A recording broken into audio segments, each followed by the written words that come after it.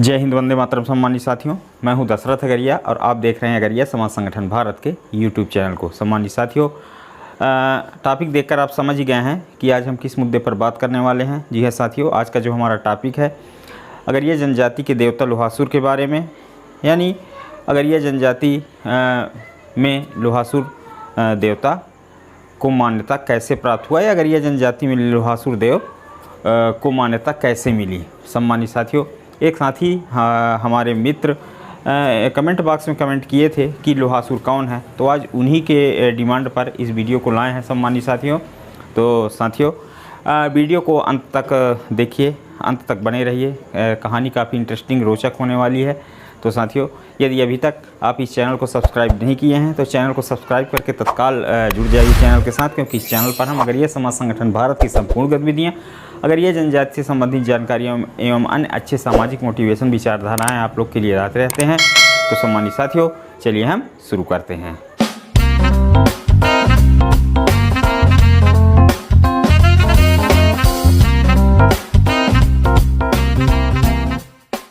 साथियों, जैसा कि आज का हमारा टॉपिक है अगरिया जनजाति में लोहासुर को प्रमुख देवता के रूप में क्यों माना जाता है, अगरिया जनजाति में लोहासुर को मान्यता कैसे मिली, या फिर लोहासुर कौन है। साथियों, आज हम इसी पर बात करेंगे। साथियों, इससे पहले मैं बताना चाहूँगा कि प्रत्येक परिवार में किसी न किसी देवी देवता को मान्यता दिया जाता है, और ये जो मान्यता होता है ये हमारे पूर्वजों की देन होती है। यानी आज हम जिस देवी देवताओं की पूजा करते हैं वो हमारे पिताजी करते रहे हैं, और हमारे पिताजी जिसको कर रहे थे वो उनके पिताजी करते रहे हैं, फिर उनके पिताजी कर रहे थे। यानी ये पीढ़ी दर पीढ़ी साथियों परिवार में चला आ रहा है। साथियों, ये जो अगरिया जनजाति में लोहासुर देव को प्रमुख स्थान दिया जाता है या लोहासुर अगरिया जनजाति के प्रमुख देवता के रूप में जाने जाते हैं, ये भी अगरिया जनजाति के पूर्वजों की ही देन है। तो साथियों, ये कहानी काफ़ी इंटरेस्टिंग होने वाली है और वीडियो के अंत तक बने रहिए, बीच में स्किप मत करिए। तो साथियों चलिए मैं स्टोरी को शुरू करता हूँ। जो लोहासुर देव होते हैं वो अगरिया जनजाति के प्रमुख देवता के रूप में जाने जाते हैं, जिन्हें यज्ञासुर भी कहा जाता है।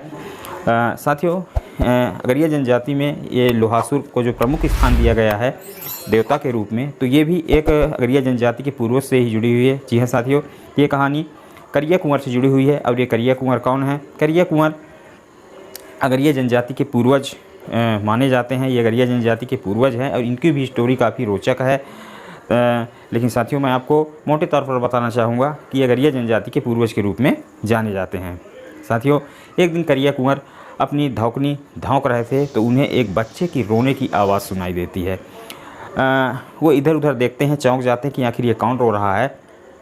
फिर उन्हें आभास होता है कि उनके भट्ठी से शायद ये आवाज़ आ रही है। वो अपना पाचा भट्ठी में डालते हैं। साथियों, ये पाचा क्या है?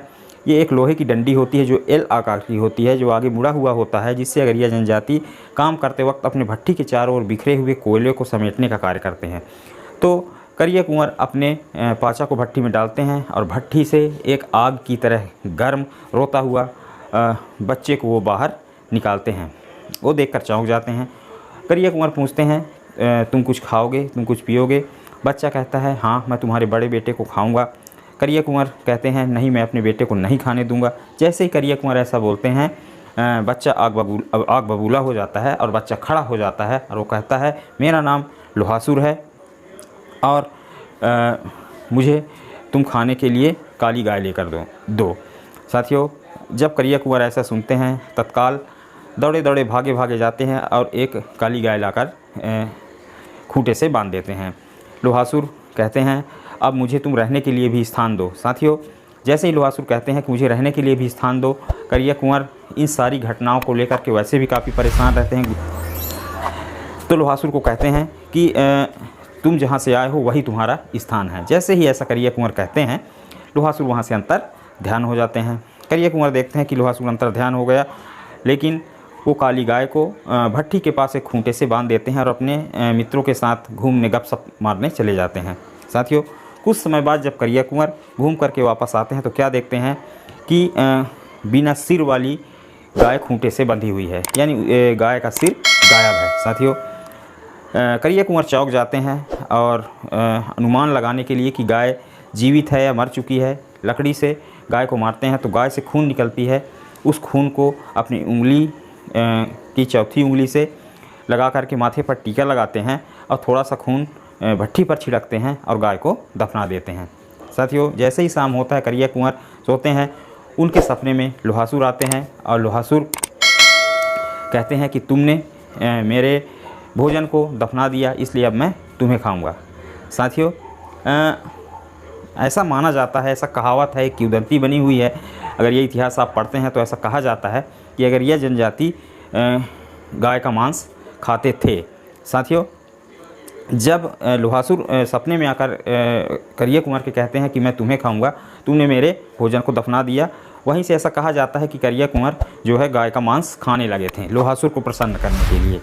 लेकिन साथियों, मैं आपको बताना चाहूँगा, ऐसा प्राचीन काल में ऐसा हो सकता है, लेकिन वर्तमान में अभी ऐसा नहीं होता है। जैसे हम हैं, हमारे पिताजी हैं, हमारे बाबा जी थे, तब से देखने में ऐसा नहीं आया है कि गाय का मांस खाता है अगर यह जनजाति। पूर्व में ऐसा हो सकता है, प्राचीन काल में ऐसी कई चमत्कारिक घटनाएं हुई हैं जो ऐसी सत्यता को प्रमाणित करते हैं, ऐसी चमत्कारिक बातों को प्रमाणित करते हैं। तो साथियों, ये कहानी आपको सुनने में अजीब ज़रूर लगा होगा। तो साथियों, यहीं से अगरिया जनजाति में लोहासुर देव को प्रमुख स्थान मिला है। करिया कुंवर जो अगरिया जनजाति के पूर्वज है, उन्होंने लोहासुर को अपने भट्ठी के आराध्य देव के रूप में उन्होंने प्रमुख स्थान दिया और आज अगरिया जनजाति में लोहासुर का एक प्रमुख स्थान है। यहीं से अगरिया जनजाति में लोहासुर देवता को मान्यता मिली है। साथियों, कहानी थोड़ा सा सुनने में ज़रूर अजीब लगता है कि ये बनी बनाई कहानी हो सकती है, लेकिन साथियों ऐसा बिल्कुल नहीं है। अगरिया जनजाति के शोधकर्ताओं द्वारा ये कहानी रचित है, लिखी हुई है, जिसको मैं आप सभी लोगों के बीच में लाया हूँ, जिसका साक्ष्य भी है, प्रमाण भी है।